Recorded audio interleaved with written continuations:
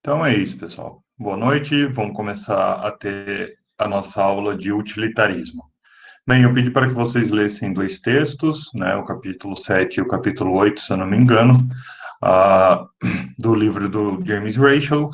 Só que antes da gente passar a discussão do conteúdo do capítulo, eu pretendo fazer uma abordagem um pouco diferente, um pouco mais técnica, e ela pode cansar um pouco, mas é para vocês entenderem como se constrói uma teoria filosófica e como eu entendo muito bem de utilitarismo, modéstia bem à parte, né, eu vou mostrar como que se construiu o utilitarismo clássico. O que é o utilitarismo clássico? São as teses utilitaristas defendidas no século XIX, né, por Jeremy Bentham, John Stuart Mill e alguns outros. Né? O utilitarismo ele se tornou uma teoria filosófica madura só no século XIX, mas a gente tem já pensadores mais antigos, como David Hume, por exemplo, que são chamados de proto-utilitaristas. O que são isso? Né? São filósofos que tinham ideias parecidas com o utilitarismo, mas que não conseguiram articular uma teoria normativa como o Jeremy Bentham fez. Então, Jeremy Bentham é considerado o pai da escola filosófica utilitarismo. Então, hoje a gente vai fazer o seguinte trajeto na aula. A gente vai começar discutindo as principais teses envolvidas na teoria utilitarista, quer dizer, o que os utilitaristas defendem, que os utilitaristas clássicos defendem de modo geral, tá? Tem vários detalhes que a gente não vai entrar, mas a gente vai discutir as principais características. Para quem assistiu um dos vídeos que eu postei, que são as principais características da abordagem utilitarista, lá eu fiz um resumão mais resumido do que está aqui hoje. Hoje a gente tem mais tempo para discutir, certo? Várias características. Então a gente vai ver que todo utilitarista defende uma teoria do valor, que, ou seja, aquilo que é bom em si mesmo ou aquilo que nos beneficia não instrumentalmente, ou seja, aquilo que é bom para nós só porque é bom, não serve para outra coisa. E mesmo que servir para outra coisa, pouco importa, né? E essa teoria do valor no utilitarismo clássico do Bentham e do John Stuart Mill chamada de hedonismo. Depois a gente vai ver a teoria do correto, que é o consequencialismo, que diz que uma ação é moralmente correta se somente se gera as melhores consequências, onde a gente entende as melhores consequências como aquela que produz felicidade, e esse consequencialismo tem várias características. Por exemplo, ele avalia atos, ele é universal, ou seja, ele é aplicável a todos, ele é de maximização, ou seja, defende que as ações têm que gerar o máximo de felicidade, ele é agregacionista, defende que a gente tem que somar a felicidade de todos e produzir um maior conjunto, né, ou seja, o máximo possível de felicidade. Né, ele é totalmente imparcial, a gente não pode ah, considerar esses de um em detrimento dos outros sem uma boa razão, como, por exemplo, se eu for agir, eu não posso agir em favor da minha família se essa ação não produzir o máximo de felicidade, eu tenho que agir com a ação que produz o máximo de felicidade, e ela é neutra ao agente. Isso quer dizer que pouco importa o que eu penso, ou se eu mesmo vou ser afetado por essas ações, né? Desde que elas gerem um maior grau de felicidade para todos os envolvidos, essa é a ação que eu devo seguir. Depois a gente vai falar um pouquinho do Bentham, certo? Jeremy Bentham, um pouquinho da história dele, um pouco da história de Jeremy Bentham, um pouco do ambiente filosófico que ele se encontrava, por que ele propôs uma teoria utilitarista, né? O que estava em voga no começo do século XIX, né? Depois a gente vai ver a definição de felicidade dele, certo? E eu vou discutir isso um pouco.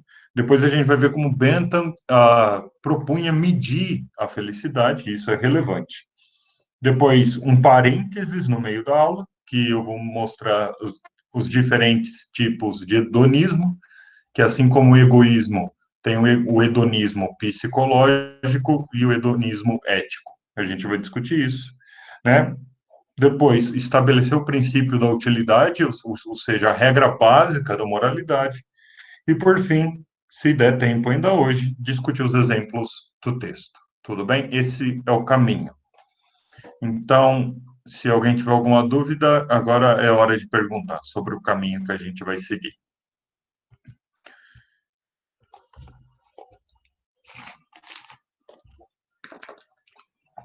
Bom, se ninguém tem dúvidas, vamos lá. Vou compartilhar para vocês o meu PowerPoint.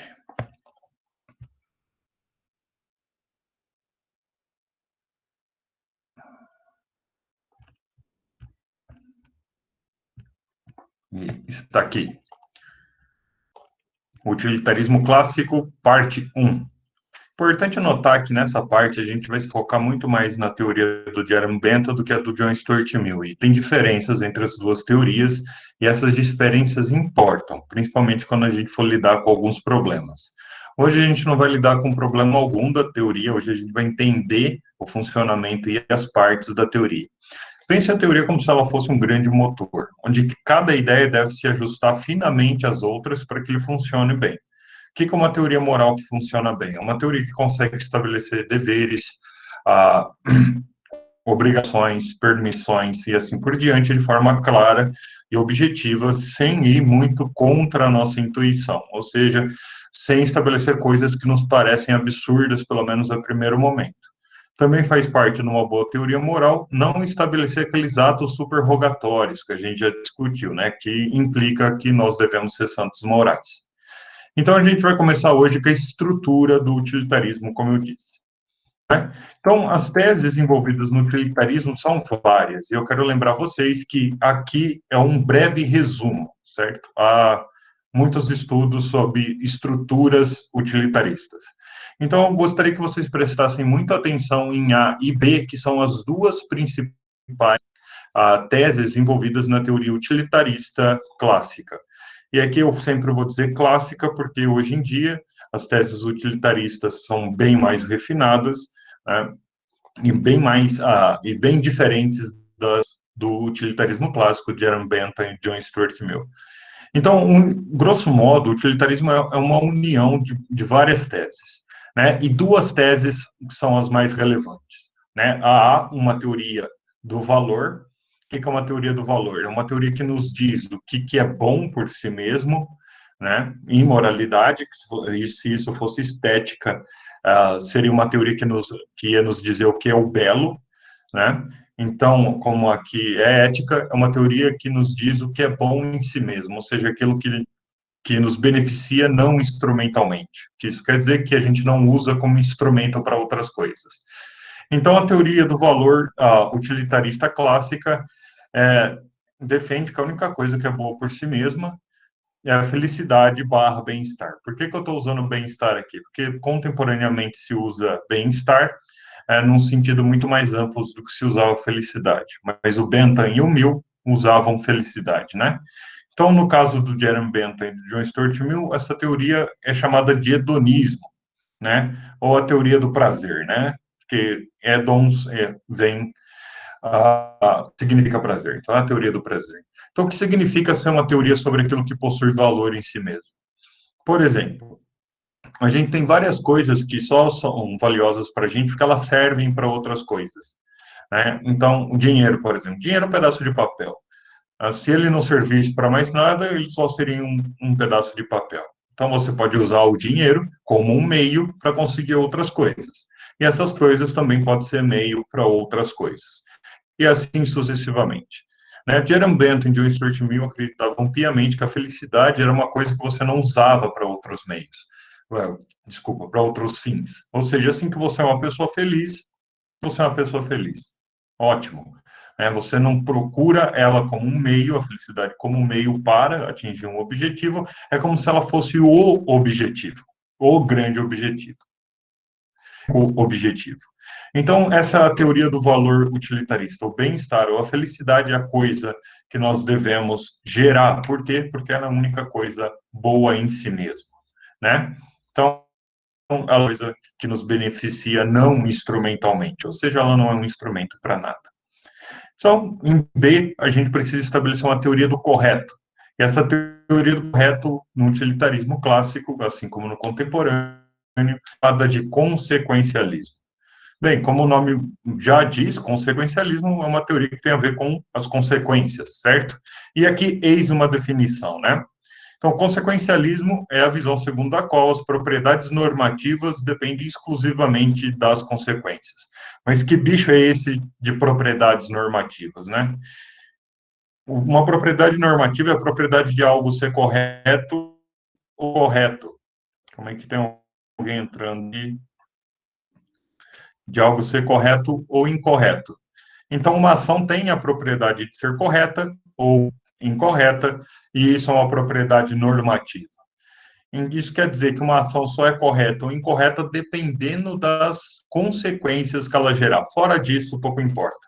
Então, se uma pessoa que quis, que foi motivada por um mau motivo, por exemplo, e fez uma coisa que gerou boas consequências, a ação dela está moralmente correta. Então, imagine que um político mal motivado, né, como, por exemplo, ele quer ganhar as próximas eleições, ele vá lá e consiga fazer um bom serviço no Nordeste de distribuição de água, um tão bom que é copiado por outros países. Mas a motivação dele sempre foi: não, eu vou fazer transposição do Rio Amazonas, do Rio São Francisco, poços artesianos, redes interligadas de água, de captação de chuva, só para ganhar eleitores. Eu só quero isso. Mas do ponto de vista consequencialista, ele fez uma ação correta, por quê? Porque ela gerou as consequências possíveis. Quais sejam, tirou as pessoas, por exemplo, de uma carestia, né, de alimento, porque agora elas podem produzir porque elas têm água, né, agora elas podem ter higiene porque elas têm água, agora elas não precisam andar quilômetros para conseguir água, elas podem criar animais como fonte de alimento para ter água, por ter água, e assim sucessivamente. Então, repare, esse ponto é interessante, porque utilitaristas clássicos, a motivação de quem age pouco importa. O que importa são as consequências dessa ação. Como a gente vai ver, tomara que presencialmente, na teoria do Immanuel Kant, que é o deontologismo, lá é o contrário. O que importa é a motivação do agente e não as consequências. Então, para um kantiano, um deontologista kantiano, ele jurídico que está lá mal intencionado, porque ele só quer benefício próprio, ele está moralmente errado. Enquanto o consequencialista diria que ele está moralmente correto, ou agindo de modo correto, porque as consequências são ótimas. Certo? Então, essas duas teorias são as principais. Filósofos dizem que, sem essas duas teorias juntas, não há utilitarismo. Por quê? Porque o consequencialismo ele varia. Quando a gente pergunta consequências, a gente começa a se perguntar consequências do quê, certo? Então, há vários tipos de consequencialismo. Então, um desses consequencialismos é um clássico, que a gente chama de consequencialismo de ato, principalmente do Jeremy Bentham. Porque eu poderia perguntar assim, bom, e as regras, hein? As regras do direito? O direito, grosso modo, eles são regras, né? Então, as regras do direito que geram más consequências, elas são morais ou imorais? Para utilitaristas, por exemplo, isso pouco importa. Para utilitaristas de regras, isso importa. E há ainda outros tipos de utilitarismo. Mas aqui a gente vai se focar no consequencialismo de ato, que é uma parte do utilitarismo, né, porque é uma característica da tese consequencialista. Então, a gente se pergunta, bem, as consequências importam, mas as consequências do quê? Certo? E o consequencialismo de ato, que é o que o Jeremy Bentham aprova, e há certa discussão se ele aprova somente esse, diz o seguinte, né? Ou seja, uma ação é moralmente correta exclusivamente pelas suas consequências. Então, em oposição, né, ou seja, diametralmente oposta, tem essas outras opções, né? As circunstâncias ou a natureza intrínseca de qualquer outro ato antes do ato que está sendo avaliado ou a conformidade com qualquer regra. O que isso quer dizer? Que por exemplo, do político que estava lá pensando em se reeleger, e foi lá e fez o melhor sistema de distribuição de água que o mundo já viu, pouco importa. Esse ato intencional, né, da mente, pouco importa. O que importa é o ato que a gente está avaliando. Qual é o ato que a gente está avaliando? As obras de distribuição de água no Nordeste brasileiro. Certo? E também pouco importa se ele está seguindo uma regra de mando enquanto presidente, ou seja, que ele é obrigado a fazer isso por regras, pouco importa. O que importa é o ato. Então, cada vez que a gente vê uma pessoa agindo, a gente vai lá e olha se ela está produzindo as melhores consequências, né? E aí alguém pode perguntar, né? Mas as consequências para quem? São consequências de atos para quem? Bom, a gente também. Desculpa, gente. A gente tem essa pergunta e ela é muito relevante, porque como a gente já estudou egoísmo ético, dependendo como você responde essa pergunta, você é egoísta ético ou você é utilitarista, né? Ou pelo menos consequencialista. Então, as consequências para quem, né? Para todas as pessoas ou não? Então, o utilitarismo clássico aceita o consequencialismo universal, né? A moralidade do ato recai sobre as consequências para todas as pessoas ou seres sencientes. O que são seres sencientes? São seres capazes de sentir dor ou prazer. Então, por isso, quando a gente for discutir lá no final o problema dos animais não humanos, é por isso que os animais não humanos entram na conta. Porque a universalidade aqui é tão forte que a gente conta os interesses deles quando a gente for tomar uma decisão, né? Então, a moralidade do ato recai sobre as consequências para todas as pessoas ou seres sencientes. Do outro lado do espectro está o egoísmo ético, né? Porque o egoísmo ético aceita uma tese consequencialista. As melhores consequências para mim, é isso que o egoísmo ético diz. Lembram disso? Então, se você responde, por exemplo, as consequências para quem e responde para mim ou para um agente particular, você é egoísta ético. Né? Ou por membros de uma sociedade, você está fazendo um escopo restrito. Então, por exemplo, eu vou agir para as melhores consequências da minha família. Né? Isso é um corpo pequeno de pessoas. E também tem o problema das pessoas existentes agora, né? Também é um escopo restrito. Que isso quer dizer que se a gente age hoje de certa forma que ainda na nossa vida a gente não colhe as piores consequências, a gente está desprezando as pessoas do futuro. Então, o consequencialismo universal, quando a gente fala todas as pessoas, isso implica em todas as pessoas agora, talvez do passado e todas do futuro. Por que talvez do passado? Porque quando a gente vai cumprir coisas como testamentos, por exemplo, a gente está produzindo as melhores consequências para as pessoas que já se foram. É uma ideia muito estranha, tá? A gente pode discutir isso melhor depois. E para as pessoas do futuro, parece ser simples e parece que é fácil captar a ideia. Se a gente poluir a Terra toda agora, é possível que a gente morra sem sentir os efeitos do aquecimento global, mas as gerações futuras vão sentir todas as más consequências que nós estamos gerando, né? Então, a gente tem que, quando pensa em consequencialismo universal, a gente tem que pensar em todas as pessoas e ou seres sencientes de um modo muito abrangente. É claro, nem todo ato nosso que é passível de avaliação moral consegue abranger tanta gente, mas isso é simplesmente um problema de posição.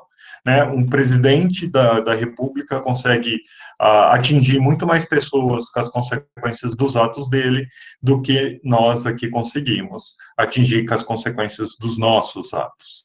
Então, sempre quando a gente fala todas as pessoas, a gente tem que ter em mente que a ideia geral é que se um ato for atingir todo mundo, tem que contar todo mundo, certo?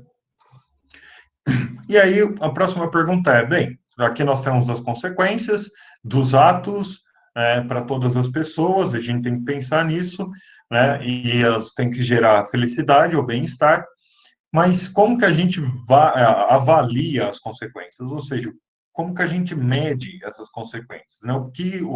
O quanto de valor é relevante? O que isso quer dizer? Se eu produzo só o satisfatório, acabou, isso é o relevante? Né? Se eu mudo, por exemplo, a posição da pessoa na escala social, ela passa de pobre e a classe média, isso já é o bastante? Segundo o consequencialismo clássico, não, né? Por quê? Porque eles aceitam o consequencialismo de maximização. Então, a moralidade de um ato depende somente de quais consequências gera a maior soma total de bem sobre o mal. Então, lá na conta, quando você for agir, você vai ver, teoricamente, né, é claro, teoricamente você vai ter várias opções e você tem que escolher aquela que tem muito mais bem-estar do que mal-estar, ou muito mais felicidade do que infelicidade, ou seja, que o saldo seja positivo. Então, se você tiver A, B e C de opções de ação e A for a que mais produz felicidade, você tem que escolher sempre por A, né? Imagine, então, que B, por exemplo, satisfaça certas exigências das pessoas. Produz bem-estar mais do que mal-estar, ou produz felicidade mais do que infelicidade, mas não maximiza. Segundo o utilitarismo clássico, o ato que não maximiza, você podendo maximizar, é moralmente errado. Você não poderia fazer isso, certo? Então, tem uma maximização. Sempre escolher a que mais tem a soma. E isso nos leva à próxima pergunta, né? Como que a gente avalia, como a gente agrega na soma? Como a gente faz isso? E a gente tem o consequencialismo agregativo. As consequências que são as melhores é alguma função das partes daquelas consequências, ou seja, cada parte unida em um conjunto. O que isso quer dizer é que de toda consequência advinda de ato, a gente tem que somar as partes do bem-estar, certo? Que está sendo gerado, e subtrair, é claro, o mal-estar, né? Ou somar a felicidade e subtrair a infelicidade. Então, o agregado total é o que importa, né? E é o maior agregado total, porque a ideia é maximacionista, né? Tem que ser o máximo possível. Então, não é qualquer agregado, né? Agregativo, porque nós agregamos, nós somamos as partes, né? E depois a gente pensa no maior agregado possível, dadas as consequências dos atos que nós temos ao nosso dispor.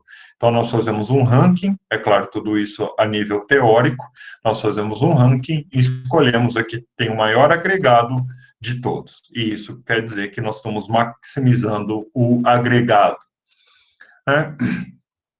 Aí a pergunta que se segue é: bem, se a gente pensa que as consequências devem ser para todos, mas devem ser para todos igualmente ou de forma desigual?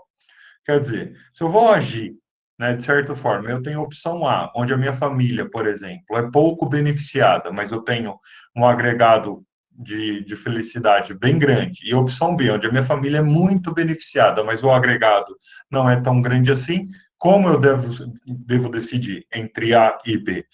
Segundo os utilitaristas clássicos e os contemporâneos, a gente tem que ser imparcial, né? Então, ao determinarmos a moralidade de um ato, os resultados benéficos para uma pessoa importam tanto quanto um resultado similar para qualquer outra pessoa. Isso é, todos contam igualmente, em oposição à consideração que algum tipo conta mais. Então, quando a gente for fazer uma escolha, não importa se fulano é o presidente da República ou se ele é um pintor de casa, eles são todos iguais. Não importa se ele é negro, se ele é branco, se ele é homem, se ele é mulher, se ele é indígena ou não, nada disso importa. Isso não entra na conta. Por que que isso não entra na conta? Porque a única coisa relevante que um ser humano pode ter numa discussão moral por um utilitarista clássico é saber se ele pode ser feliz ou não, ou seja, se ele pode usufruir da felicidade ou não. Então, tirando, se ele não puder, aí talvez a gente possa discriminar. Agora, se ele pode usufruir da felicidade ou do bem-estar, então a gente tem que contar ele igualmente. E isso é tão forte que isso passa até os animais não humanos, certo? Então, todos contam igualmente, né? O resultado importa tanto, né, para seja ele para o presidente da República ou para mim, que não sou um presidente da República, eles importam tanto, porque nós somos todos iguais, eles têm o mesmo valor. Bem, e se eu for tentar puxar a sardinha para o meu lado, né? Falar, bem, eu tenho a opção A, a opção B, se eu escolher a B, eu ganho mais felicidade, se eu escolher a A, eu ganho infelicidade. Bom, segundo os utilitaristas clássicos, nós temos que ser totalmente neutros, né? Isso que a gente chama de neutralidade do agente, né? Então, o que isso quer dizer? Né? Se as consequências são melhores do que as outras, não depende se elas são melhores da perspectiva de quem toma a decisão, ou seja, de mim que estou escolhendo, mas sim do ponto de vista de um observador imparcial e racional. O que isso quer dizer é que, na hora de tomar uma decisão, a gente tem que se desatachar dos nossos desejos e pensar como se fosse uma pessoa totalmente racional e imparcial. Assim, na minha situação, o que uma pessoa imparcial ou racional faria, né? Provavelmente não puxaria a sardinha para o meu lado, né? Por quê? Porque isso daria margem para a relativização da avaliação das consequências. Ou seja, eu sempre vou tomar decisões porque eu acho que isso é melhor, porque eu acho que aquilo é melhor para mim, né? Ou para os outros. Então, isso daqui é uma espécie de limpar a nossa subjetividade. O que isso quer dizer? Que, além de não deixar puxar a sardinha para o nosso lado, ela não deixa que os nossos desejos e as nossas crenças influenciem as nossas tomadas de decisão. Então, imagine, por exemplo, que uma pessoa extremamente religiosa pense o seguinte: bem, eu vou colocar bombas no meu corpo, vou até um lugar muito populoso, onde as pessoas não compartilham da minha religião, porque se eu explodir lá, eu vou para o céu, onde eu vou ter a máxima felicidade possível, e todo mundo que morrer comigo também vai para lá. E eu estou salvando essas pessoas. Em vez de estar matando ela, na verdade, eu estou salvando, eu estou gerando mais felicidade para elas. Bom, isso é um pensamento, claro, bastante extremista, mas isso mostra quando nós não somos neutros às razões. Ou seja, o terrorista que vai lá e se mata por motivos religiosos e leva com ele pessoas que não compartilham das suas crenças, não foi capaz de tomar esse ponto de vista imparcial, onde crenças religiosas não contam, por exemplo, para saber se as pessoas vão ter felicidade ou não. Então, ele, por exemplo, destruiu a capacidade das pessoas de escolherem coisas na sua vida, né, para serem felizes. Então, isso é um problema. A teoria utilitarista clássica e grande parte da contemporânea, não toda, defende a neutralidade total do agente. E é claro, isso é um exercício racional, né, muito difícil. Mas escolhedores, assim como Jerome Bentham queria, né, que os escolhedores, os grandes tomadores de decisão, que são os políticos, eles deveriam ter isso em mente. Eles deveriam ter em mente que as razões apresentadas para se agir de certa maneira e não de outra, levaram em consideração a imparcialidade e não puxar a sardinha para nenhum lado, muito menos por um julgamento subjetivo de qual é a melhor vida. Tudo bem? Então, se a gente somar todas essas características, a gente tem o seguinte: a gente tem um consequencialismo hedonista, que é de atos, de maximização, agregacionista total, universalista e imparcial, baseado em avaliações neutras ao agente.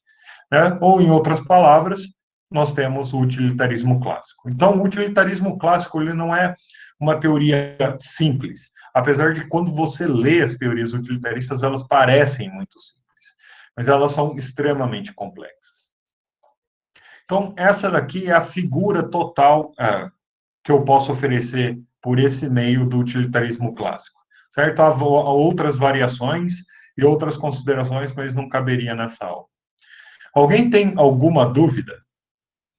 Por favor, pergunte.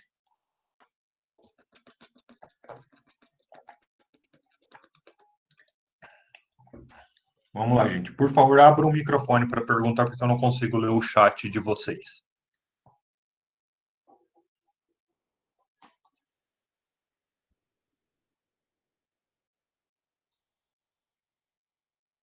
Não, nenhuma pergunta?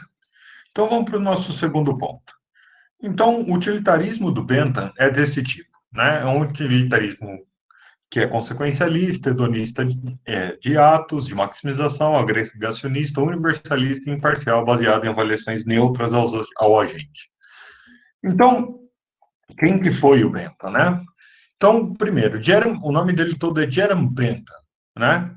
Então, ele foi um filósofo, jurista, ele trabalhava com direito, e um dos últimos iluministas, ele é da terceira geração de iluministas, né, do movimento iluminista, a propor a construção de um sistema de filosofia moral, não apenas formal e especulativa, mas com a preocupação radical de alcançar uma solução prática exercida pela sociedade de sua época. Né? A proposta tem, portanto, caráter filosófico, reformador e sistemático. O que isso quer dizer?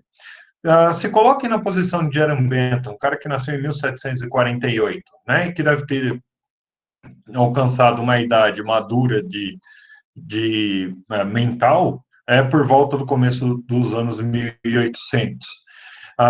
Ele vivia numa Inglaterra vitoriana, onde as mulheres não tinham direito a nada, havia segregação racial. A Inglaterra era um império gigantesco, né, explorava o outro lado do mundo, como a Índia, e assim sucessivamente. Então, ele vivia num ambiente extremamente conservador de ideias, né?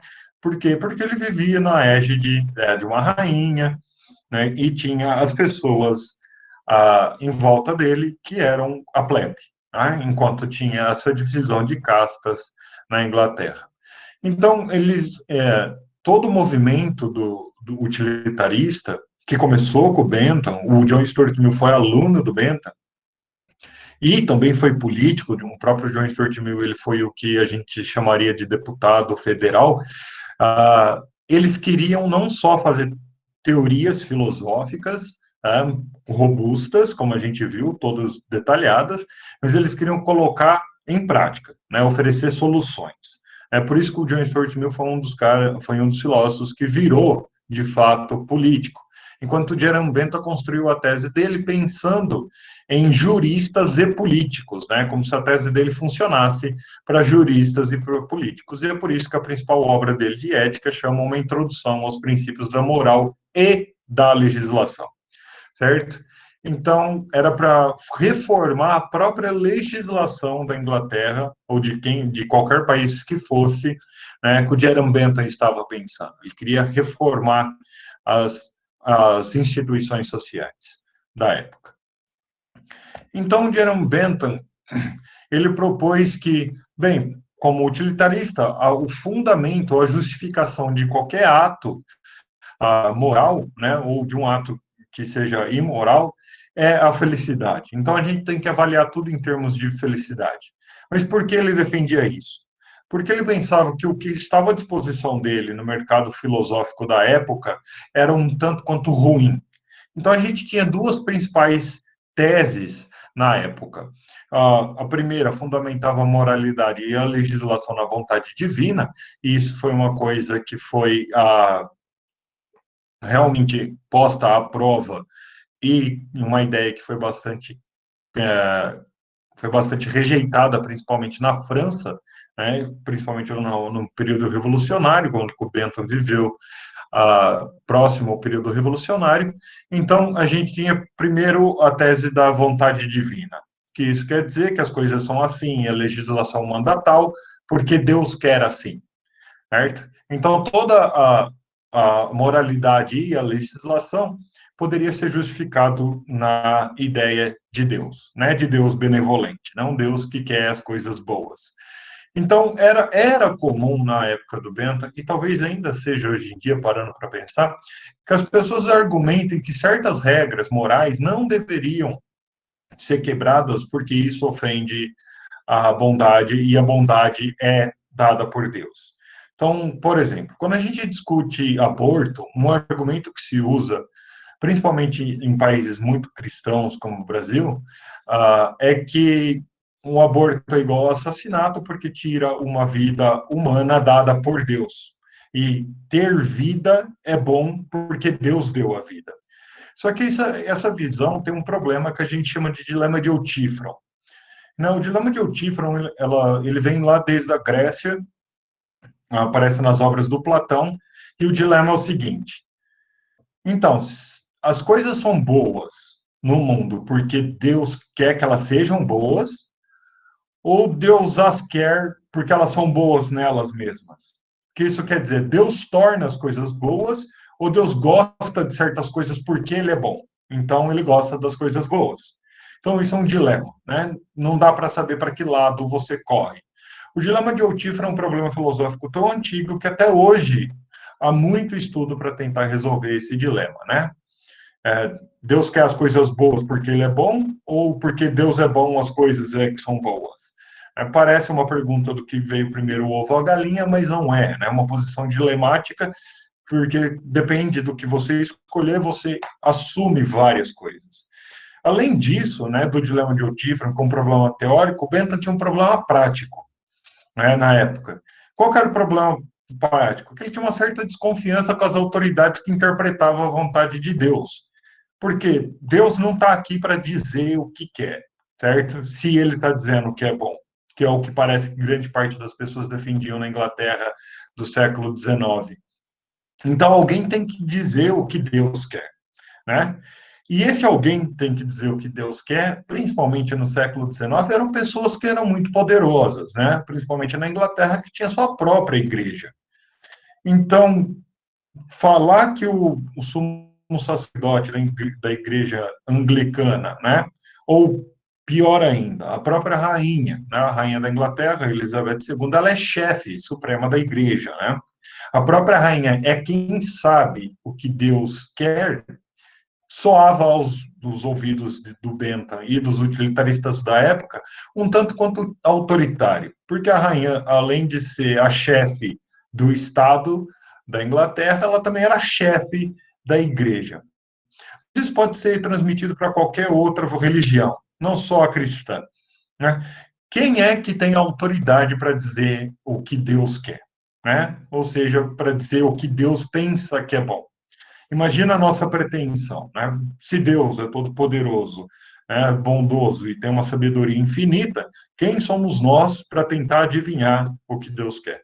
E, bem, todos podemos concordar aqui, pelo menos para quem já entrou em contato com alguma literatura sagrada, algum texto sagrado, seja a Bíblia, ou o Corão e assim sucessivamente, que a falta de objetividade desses textos abre margem para manobras e interpretações das mais loucas possíveis. Então, Deus não participa da teoria utilitarista, mas não participa no sentido de que utilitaristas não acreditavam em Deus, ou que utilitaristas pensavam que religiões eram malucas, ou coisas desse tipo. Não, utilitaristas pensavam que Deus não entra na conta porque a felicidade é boa para nós, certo? Felicidade é boa para nós. E uma vida com felicidade é uma boa vida, né? É uma vida boa. Então, isso bastava para a moralidade.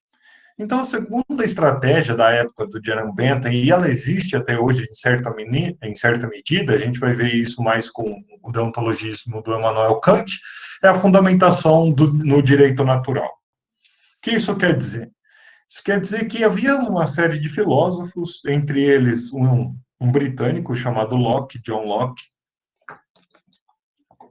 ah, que defendiam que nós nascemos com certos direitos, né? O Thomas Hobbes também defendia isso, a gente vai estudar eles quando for estudar contratualismo ou a tese do contrato social. Então, eles defendiam que a gente nascia com certos direitos, né? Que eles chamavam de direitos naturais. Então, eles defendiam que seres humanos eram portadores de um direito natural, ou de vários, certo? O Hobbes, por exemplo, defendia que a gente portava direito natural, o Locke também.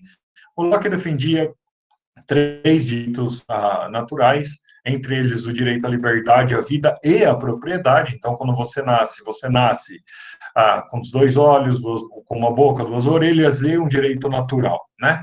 E qual era o problema de supor que as pessoas nascem com uma espécie de direito natural para o Jerome Bentham? O problema é que se você não acha esse direito, se eu for lá pegar uma pessoa recém-nascida, né, e procurar um direito nela, eu não vou achar esse direito. E o Jerome Bentham, assim como utilitaristas, eles eram muito radicais nessa questão de evidências, de poder medir as coisas. É por isso que a gente vai ver depois as estratégias de mensuração da felicidade. Então, quando a gente apela para isso, né, o Bentham dizia assim, isso parece serem regras escritas no céu, elas são tão abstratas que não tem nem como a gente considerar, né? É como se fosse uma peça teórica que você encaixou na sua teoria para que ela funcionasse. Então não tem nada de palpável, não tem nenhuma evidência factual, né? Ou seja, dos fatos, que nos mostre que uma pessoa nasce com um direito, né? Seja lá qual direito for, como um direito natural. Então resta para a gente a pergunta, né? Bem, o que a gente usa então para justificar as regras e as exigências morais?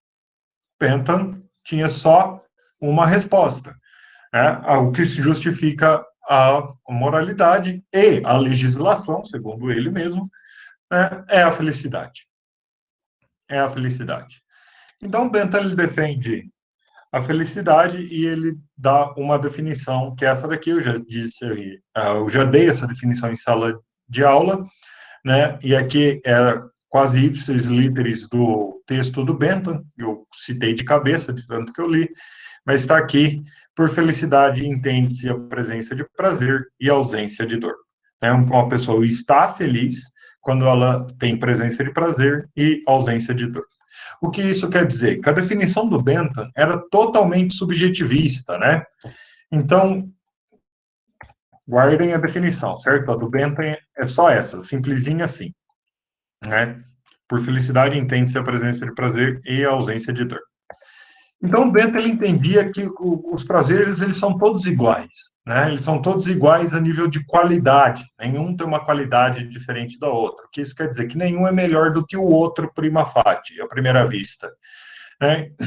Então, ele defendia, e ele diz claramente nas falácias anárquicas, como um outro trabalho dele, que um jogo de boliche, por exemplo, ou de pinos, como eles chamavam, é que te dá prazer, é tão bom esse prazer quanto, por exemplo, o prazer advindo de uma capacidade superior humana, como pintar um quadro, fazer arte, estudar, né, fazer matemática, resolver um problema complexo, construir uma ponte. Então, se uma pessoa passar a vida dela toda jogando cartas e oferindo muito prazer disso, né, e a outra passar estudando e oferindo a mesma quantidade de prazer, por Bento, as duas atividades são igualmente boas, porque as duas atividades geram felicidade. E aqui a gente não está falando de atividades corretas ou incorretas, mas sim de atividades boas ou más, ou ruins, para a nossa felicidade.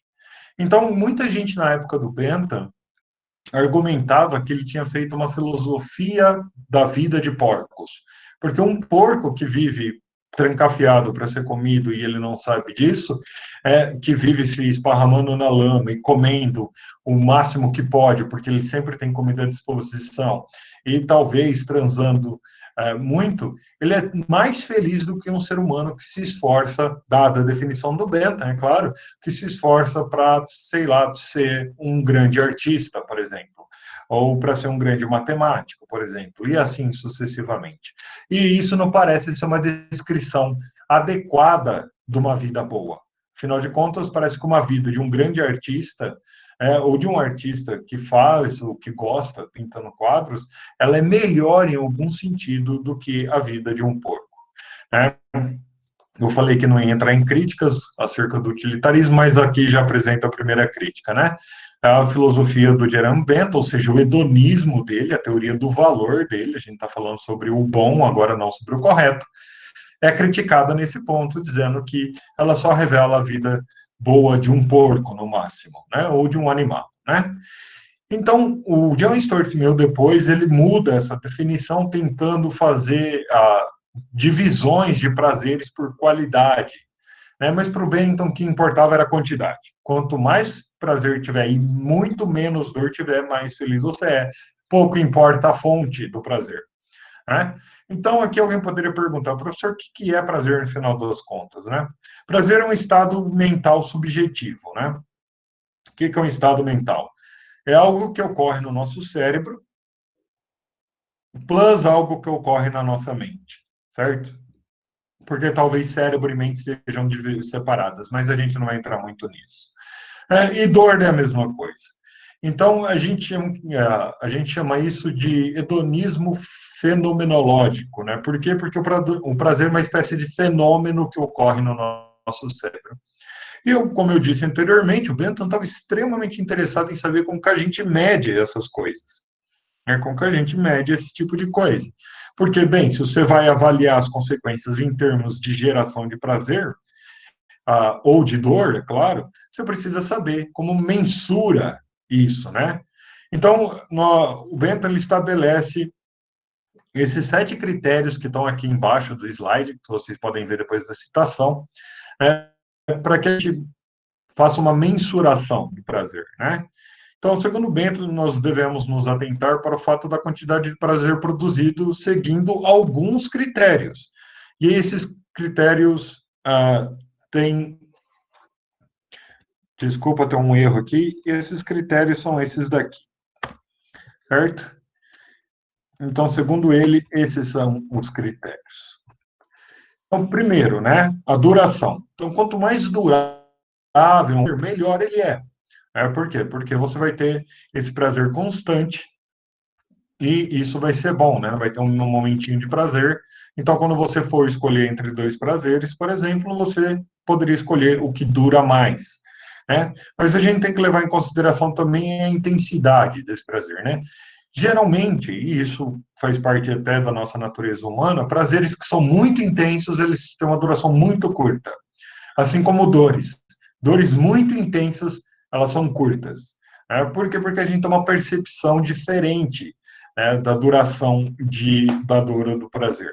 Pessoas que vivem, por exemplo, com dor crônica, essa dor pode ter uma intensidade muito menor para ela, porque ela está habituada a ter essa dor, do que para uma pessoa que nunca teve essa dor e a tem pela primeira vez. Então, a intensidade, ela é um tanto quanto maleável. A gente não consegue calcular direito a intensidade. Bem, o terceiro é a certeza ou incerteza. O que, que isso quer dizer? É que assim que você faz algo que te dá prazer, qual é a certeza que você tem que no futuro próximo, né, você vai ter prazer porque você fez aquilo. Ou seja, você tem uma certeza de que quando você age, você vai ter prazer, e depois que você fez isso, né, você tem uma certeza que vai ter prazer no futuro com outra ação, né, porque essa primeira ação desencadeia a segunda, isso gera incertezas. Tudo bem? Isso é comum em ambientes de escolha. Eu acho que vocês vão estudar isso em economia.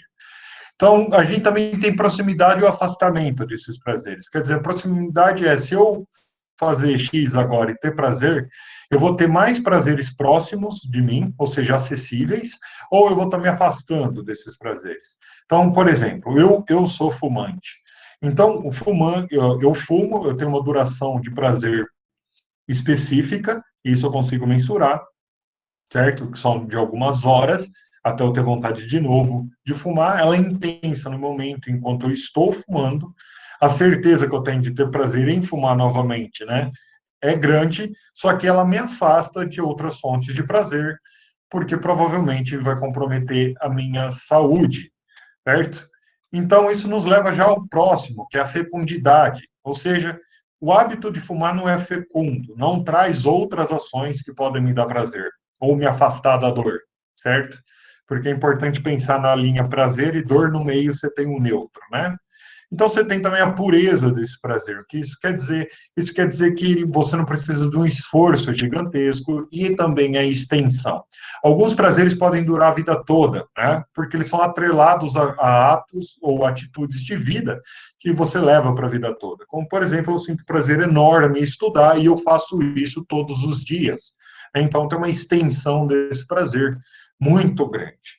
E assim sucessivamente. O Bentham acreditava que operacionalizando isso, né, esses tipos de critério, os políticos principalmente, né, os tomadores de decisão políticos, os juristas, e por aí vai, quem faz as leis, eles conseguiriam fazer leis, né, muito cirúrgicas, ou seja, muito específicas para balancear todos esses critérios e gerar nas pessoas prazeres que tivessem duração, intensidade, certeza, proximidade, e assim sucessivamente, de forma consistente. Eu sei que isso é um pouco estranho, mas grande parte da economia que nós estudamos hoje e que nós usamos hoje advém desse tipo de pensamento. E também do consumo de mercadorias. Né? Se você pensa, por exemplo, que eu vou comprar um celular do ano, ou eu não sei em que número está o iPhone, gente. Vocês têm ideia? 10, 11, não sei. Alguém respondeu aqui no chat. Eu vou ver, eu faço questão. Qual que é? 11. 11, o Adriano respondeu 11. Então, se você pensa, por exemplo, eu vou comprar um iPhone 11. Ele custa, sei lá, quanto custa? R$ 2.000. Aí você, pô, é útil pra caramba, você ofere muito prazer, né, do uso do seu celular, desse seu telefone novo. Agora, se alguém falasse assim para você, olha, eu vou te dar 500 iPhone 11, mas você vai ser proibido de vender ou de dar para terceiros, é tudo para você, você vai usar só para você. Do que vale ter 500 iPhone 11, né? A nível de prazer. De um você retira bastante prazer. Né? De 500, whatever. Eles vão ficar na sua casa empilhados, né, pegando poeira. Né? Você pode ir lá brincar de montar, desmontar, ver o que tem dentro, mas uma hora esse negócio também vai te cansar. É um exemplo mais simples. Imagine que vocês estão com alguma pergunta? Eu estou ouvindo o microfone aberto.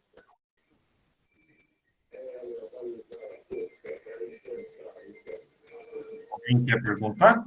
Juliana?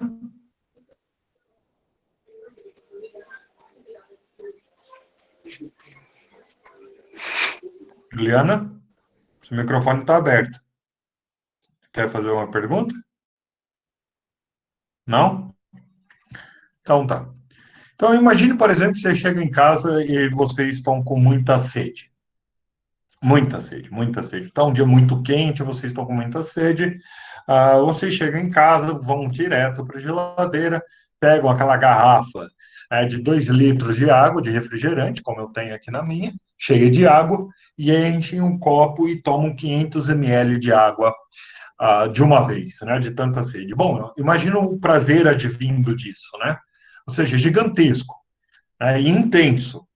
É intenso. Você tomou aquela água, nossa senhora, o alívio que você sente, o prazer que você sente é instantâneo.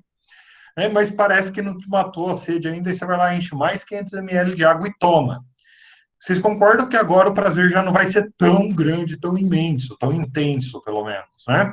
Ele vai ser intenso ainda, mas vai ser um pouco mais fraco. Mas aí, não feliz, você vai lá e continua tomando água. Então, depois de um certo ponto, você para de ter prazer, porque você matou sua sede, tá com a barriga cheia d'água e acabou. Você para de fazer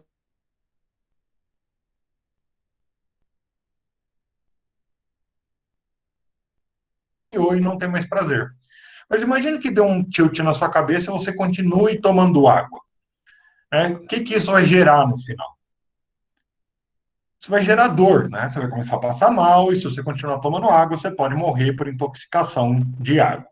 E sim, a intoxicação de água, água em demasia é veneno. Então, o pico da curva, a hora que você para de tomar água, ali em cima, o Jeremy Bentham falou assim, ó, essa daí é a quantidade de bem que uma pessoa que está usufruindo de prazer desse bem, ela tem que ter. Então, não adianta ela ter 300 desse bem. Isso não vai gerar prazer para ela. E isso explica o que a gente chama de utilidade marginal decrescente, que é um nome bonito para a ideia de que quanto mais de um bem você tem, menos valor ou menos prazer você usufrui dele. É por isso que seu tio Patinhas, por exemplo, que adora colecionar dinheiro, não é uma coisa racional. Porque ele não consegue nem gastar todo aquele dinheiro, nem usufruir de todo aquele dinheiro e assim sucessivamente. Então, em economia, essa ideia é do Bento, do próprio Benta, e isso foi para a economia, e isso explica, por exemplo, certos comportamentos de consumo. Porque pessoas razoáveis, né, quando vão comprar coisas, não compram 30 da mesma coisa, por exemplo. Porque essa coisa talvez não dê tanto prazer para ela se ela tiver 30. Se ela tiver duas dessa coisa, pode ser o suficiente. Isso explica certos comportamentos, tá, gente? Então, essa ideia que ela parece um tanto quanto abstrata e maluca à primeira vista, mas até hoje, obviamente, com muito refinamento e muita melhoria, ela é utilizada em filosofia e em economia. E, consequentemente, em administração. Por quê? Porque isso explica porque diabo você não pode produzir muito, muito de um bem e guardar ele lá no seu estoque, achando que cada pessoa, assim que tiver dinheiro, vai comprar centenas de milhares daquele bem. Não vai, né? Isso ajuda até a pensar em estratégias de produção. Ok? Então, Bentham ele pensava que as coisas geram prazer e o prazer é o que importa, não as coisas, certo? Prazer é o que importa. Então, se você joga cartas e tem um alto prazer com isso, ótimo. Se você pinta um quadro e tem alto prazer com isso, ótimo, né? ambas as vidas são boas. E a gente mensura mais ou menos desse jeito. Então, aqui tem que ter uma diferenciação, e esse é um parênteses dentro da aula, para dois tipos de hedonismo, certo? Dois tipos de hedonismo. Então, o primeiro tipo de hedonismo é como egoísmo psicológico, é uma tese sobre motivação. Então, hedonismo psicológico. Então, é a tese segundo a qual os seres humanos são motivados pelo prazer e pela dor. Ou seja, nós somos motivados a agir, a fazer coisas que nos dão prazer e evitar a dor. Então, isso é hedonismo psicológico. Então, todas as nossas ações é, são dirimidas ou ditadas pelo prazer ou pela dor, ou pela vontade de afastá-la, né? E o Bentham, ele defende o hedonismo psicológico, já no começo do livro dele, da Introdução aos Princípios, ele fala assim, a natureza nos colocou sobre a égide de dois senhores, né, o prazer e a dor. Então, isso é o hedonismo psicológico dele. Bom, reparem, lembrem que hedonismo psicológico, desculpa, que assim como no egoísmo, você pode defender o psicológico sem defender o ético, defender o ético sem defender o psicológico. Aqui também. Pode fazer os dois. Então, o hedonismo ético, por exemplo, é a tese segundo a qual toda moralidade deve se basear em promoção de prazer e redução da dor. Então, esses dois hedonismos, o Bentham defendia os dois. Mas a gente pode defender o primeiro sem defender o segundo, ou o segundo sem defender o primeiro.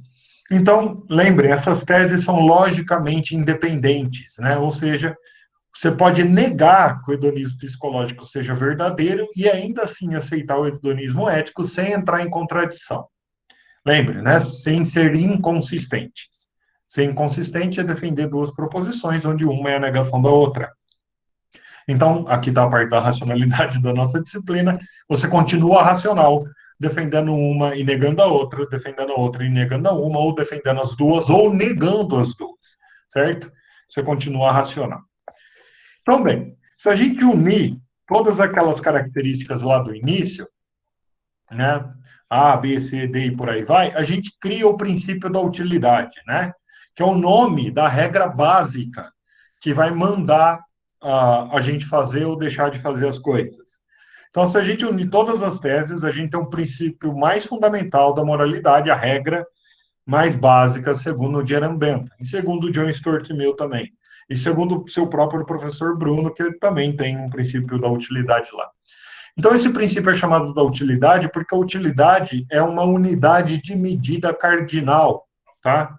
Então, a utilidade é uma espécie de propriedade que os objetos têm em gerar prazer.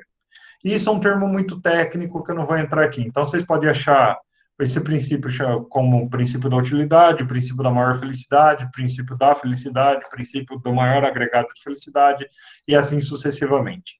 Nós vamos usar o princípio da utilidade na sigla PU, né?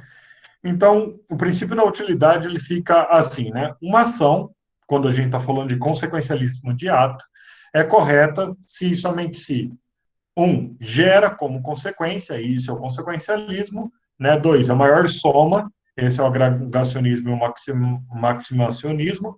De três, felicidade, que é hedonismo, para todas as pessoas, que é o universalismo, de forma imparcial.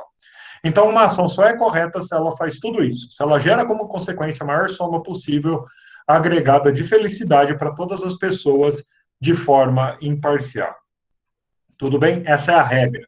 Então, quando você for agir, você tem que se perguntar se a sua ação é aquela ação que vai gerar como consequência a maior soma possível de felicidade para todas as pessoas de uma forma imparcial, certo? Esse é o princípio da utilidade. Então, sempre quando a gente pensar num caso, e a gente vai ver os exemplos já já, deixa eu ver que horas são, a gente vai ver os exemplos já já, né? Se as soluções elas satisfazem esse critério, ou seja, se elas preenchem esse critério. Então, vamos lá, os exemplos do texto. A gente vai começar com a eutanásia. Então, o caso do Freud e do Skurs, que eu acho que é assim que fala o nome dele, e o meu alemão é terrível, certo, gente?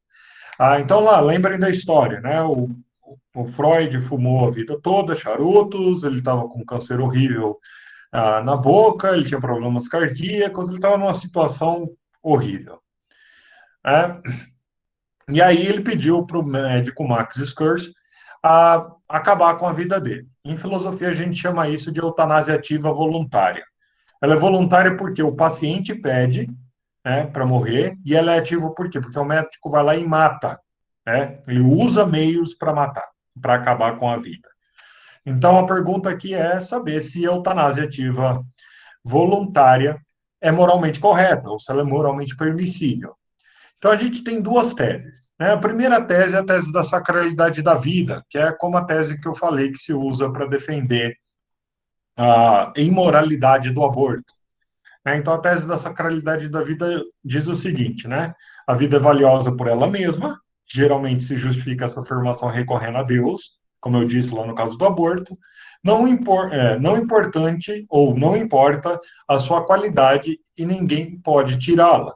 Então, não importa para quem defende a sacralidade da vida se você está vivendo uma vida horrível, tenebrosa, cheia de dor.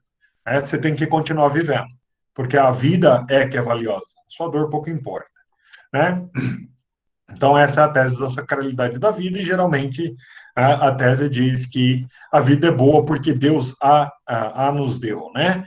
Então, essa é a tese, e por isso, então, a eutanásia ativa voluntária é moralmente proibida, e tudo que tira a vida é moralmente proibido, certo? Ah, raras exceções, né? Exceção para a morte na guerra, exceção para a pena de morte, em algumas linhas argumentativas e assim sucessivamente. Então, eutanásia é moralmente errado, aborto é moralmente errado, suicídio é moralmente errado, suicídio assistido é moralmente errado e assim sucessivamente. Por quê? Porque a vida é coisa que é valiosa por si, porque Deus deu ela a nós. Então, a tese utilitarista clássica, né? Como ela responderia o caso do Freud, né? Então, se uma vida possui mais dor do que prazer e é impossível que se volte a ter mais prazer do que dor, então a eutanásia ativa voluntária é moralmente permissível. Repare, para o Freud, assim como para muita gente em estado terminal de doenças que geram muito sofrimento, é impossível que elas tenham a saúde restabelecida e tenham uma vida depois que seja mais cheia de prazer do que de dor. Então, para utilitaristas clássicos, a eutanásia ativa e voluntária, ela é moralmente correta, porque além da pessoa estar decidindo, né, a pessoa doente está decidindo sobre o bem-estar dela, sobre a felicidade dela, ou nesse caso do Freud, sobre a infelicidade dela, né, sobre a dor dela, ela está totalmente informada de como vai ser o futuro dela. Freud sabia que nunca mais ia poder viver uma vida, não uma vida decente, né? Ele ia viver daquele jeito, praticamente em estado de putrefação vivo, né? Lembrem do exemplo, colocaram até aquelas redinhas de pernilongo em cima dele para mosca não ir em cima dele, né? Então, repare, dependendo de como você defende, do que você defende aqui, você tem duas respostas. Como o nosso modelo para responder os problemas é utilitarista, está aqui a solução utilitarista, certo? Para o problema da eutanásia. E eu vou passar rapidamente para o problema da maconha, que é do caso Bennett, né? O Bennett, político norte-americano, que defendia que o uso de drogas ilícitas, né? Drogas ilícitas são aquelas que não são legalizadas, lembre-se disso, não são drogas imorais, nem o consumo dela é imoral, o que é legal e o que é moral é diferente, em vários casos. Então, ele defendia que o uso da maconha, por exemplo, era errado, dada a própria natureza da atividade, né? Assim como é errado roubar as pessoas, dada a própria natureza da atividade de roubar. Ou seja, é errado nela mesma, você não precisa de argumentos adicionais. Roubar alguém é errado e sempre vai ser errado, ponto final, porque roubar é errado. É essa a resposta. Né? Ela não pode ser resumida em outra. Né? Então, a tese utilitarista clássica não é tão simples para resolver esse problema. Né? Por quê? Porque a gente tem que pesar consequências. Concordam? E para a gente pesar consequências, a gente precisa de informação.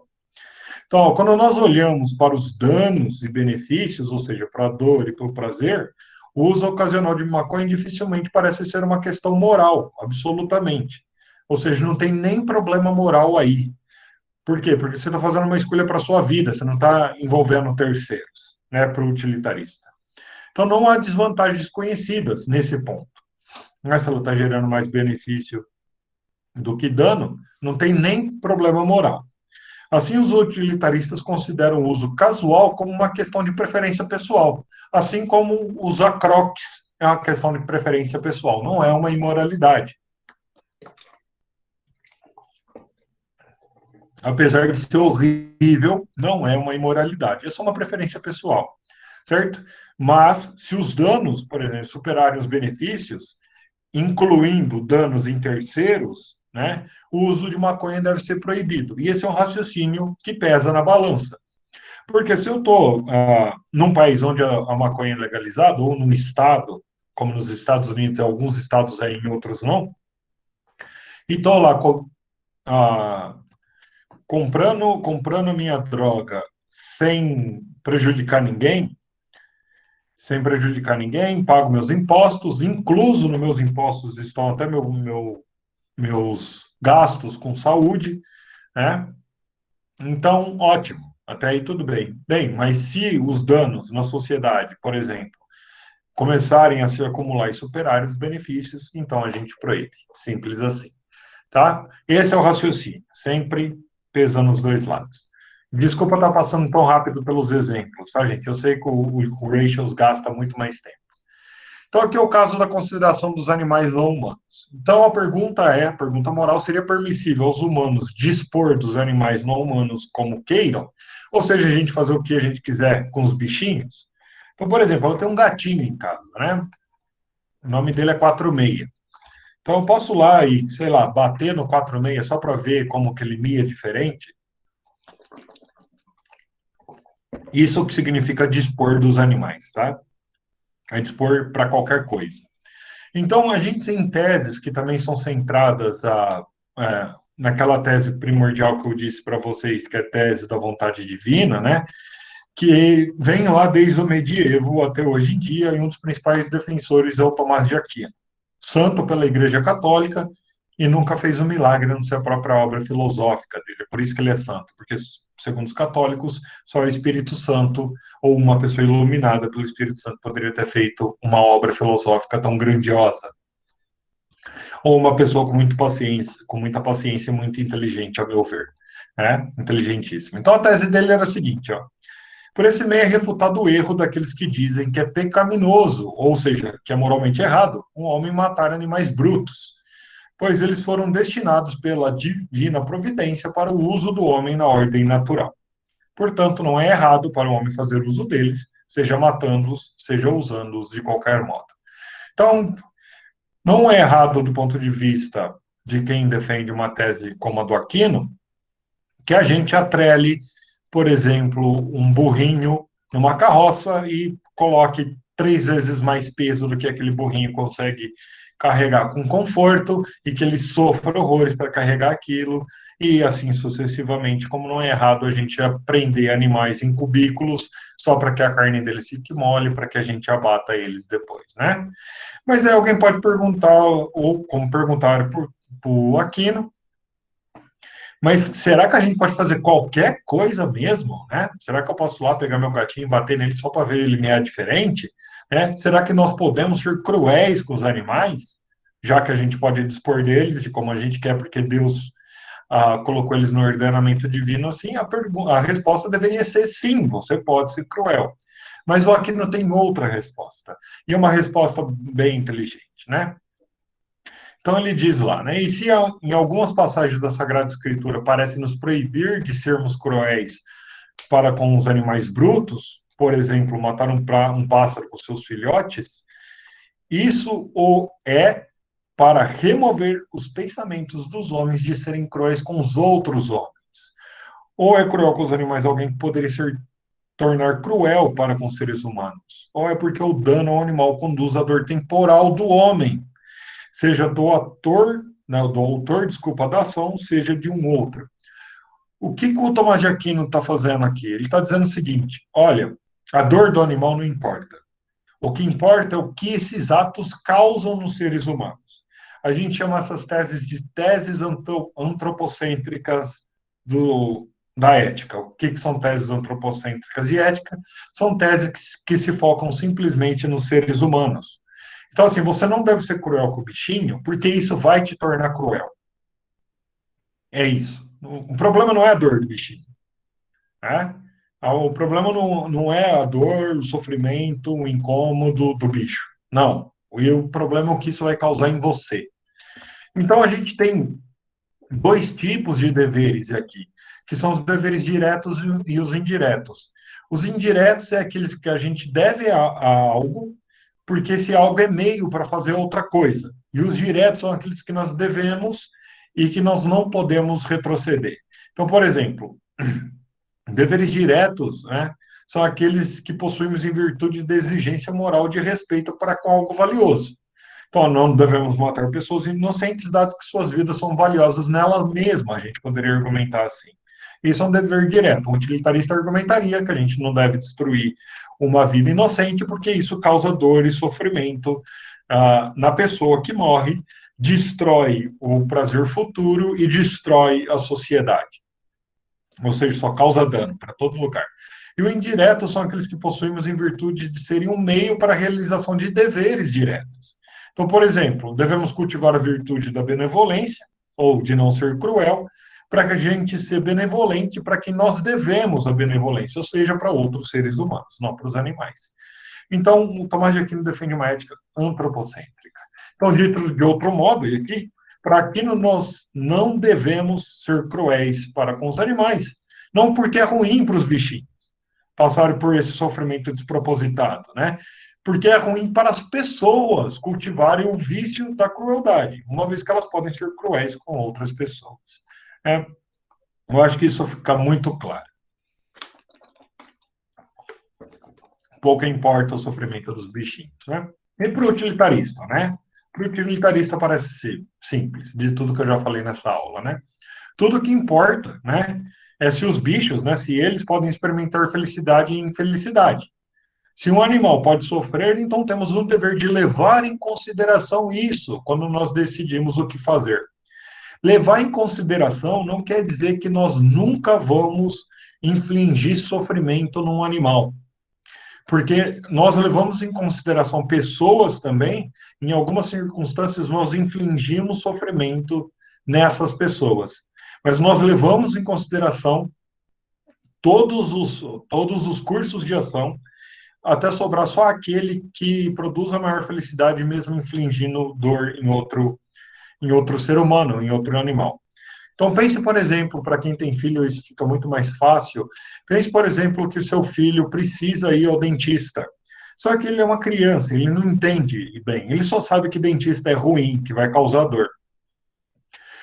Mas você pensa o seguinte: se eu causar a dor dele, né, eu estou levando em consideração que ele vai passar dor, eu vou estar lá com ele quando ele passar dor, ele vai sofrer, mas talvez ele fique melhor depois, né? E talvez fique melhor, porque o dentista pode errar e talvez não fique tão melhor assim.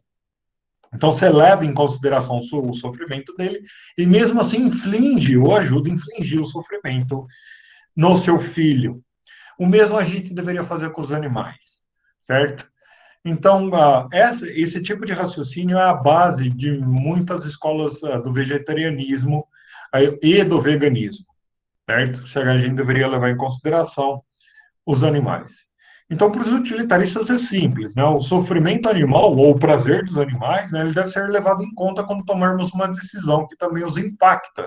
Então, se eu for comprar um tênis, desculpa, se eu for comprar um sapato, acho que não existe tênis de couro, e eu tenho lá a opção de comprar um de couro ou um de látex, por exemplo, ou de borracha, se vocês preferirem, eu deveria optar por comprar o de borracha, porque é o que causa menos sofrimento animal. E se todo mundo optasse por comprar o de borracha, a gente poderia depois reciclar esses tênis, os bichinhos não iam morrer só para a gente tirar o couro para ter um sapato mais cool ou mais sofisticado, né? E a gente diminuiria o sofrimento animal assim.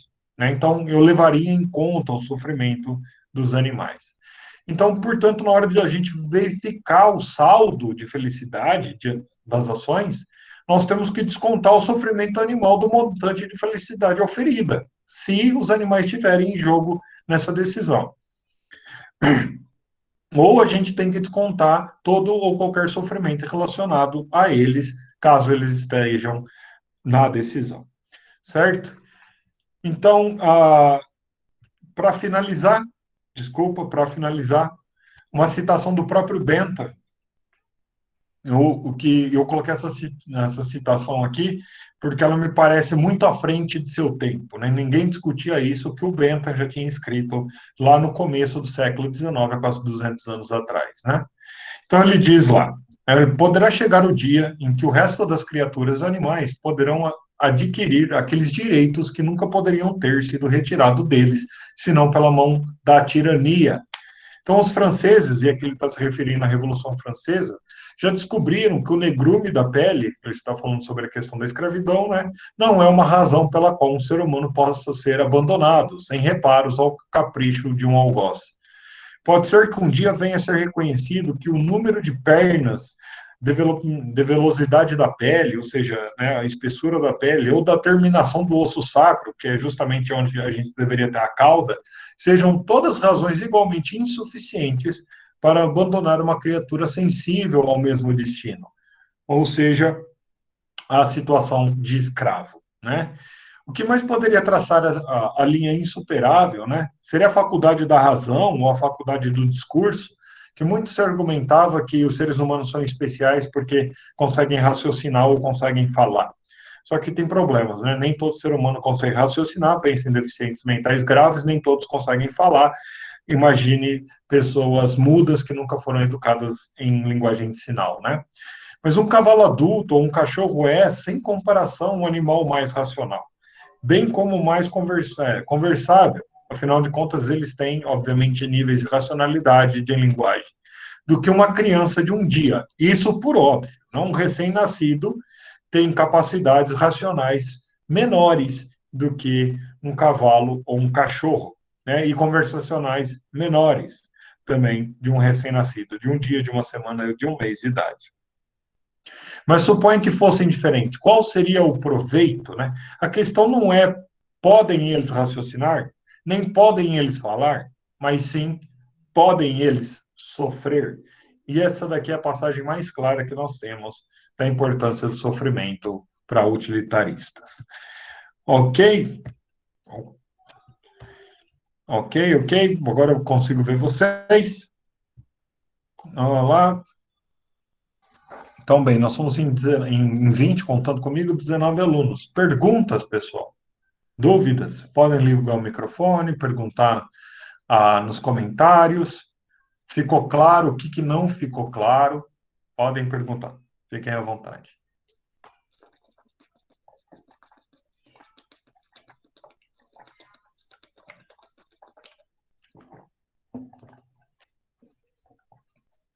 Tudo está claro?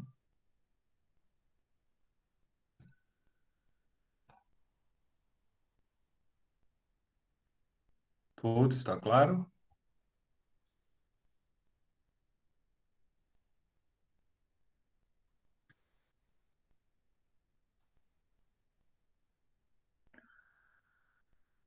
Bom, quando isso ocorre, calma, pode ocorrer dois problemas, né? Porque tudo que a gente vê à primeira vista é pouco considerável. A gente pode sofrer de falta de informação, né? O que isso quer dizer? Você viu a atitude de uma pessoa, ela causou certo sofrimento e você considerou ela ruim. Mas você não viu que ao longo prazo, como a mãe que leva a criança ao dentista, aquilo causou muito mais prazer do que aquela coisa ruim que aconteceu no começo. O que a gente tem que tentar fazer é projetar a probabilidade de uma ação que, mesmo que cause sofrimento agora, possa causar prazer no futuro, certo? Então, quando a gente diz, essa ação parecia muito ruim, mas depois parece que resultou boa, é que, na verdade, a gente está falhando em avaliar o que está acontecendo e o que vai acontecer.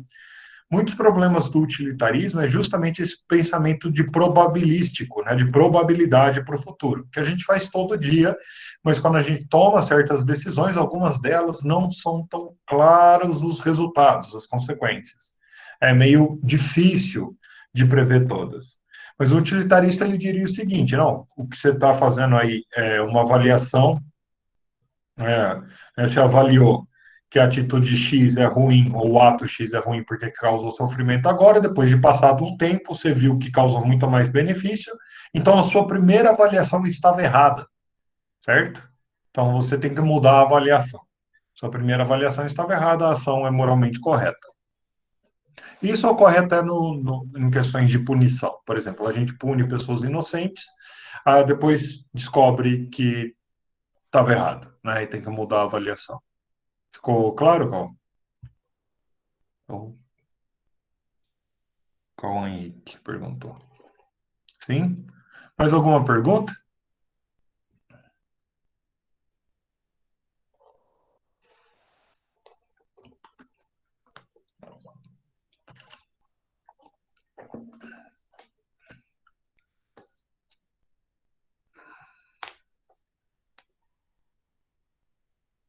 Nenhuma?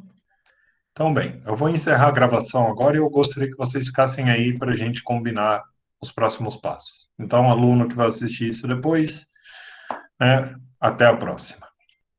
Fique bem.